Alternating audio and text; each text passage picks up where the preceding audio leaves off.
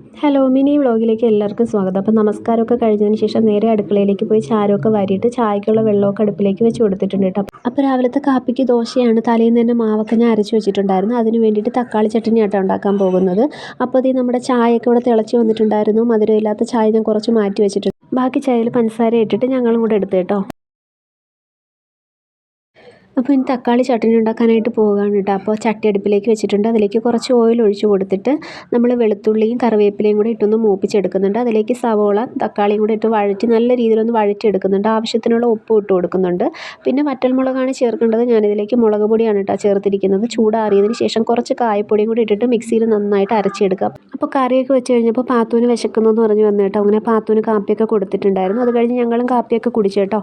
പിന്നെ ഇന്നത്തെയും പോലെ കുറച്ച് തുണികളൊക്കെ മടക്കാനുണ്ടായിരുന്നു. വീടിനകമൊക്കെ ഒന്ന് തൂത്തുവാരിയിട്ട് പാത്രങ്ങളൊക്കെ കഴുകിയെടുത്തിട്ട് ഇനി പിന്നെ ഉച്ചയ്ക്കുള്ള കാര്യങ്ങളൊക്കെ നോക്കണം. അപ്പോൾ ഇഷ്ടപ്പെട്ട ലൈക്ക് ചെയ്യാനും സബ്സ്ക്രൈബ് ചെയ്യാനും മറക്കരുത്.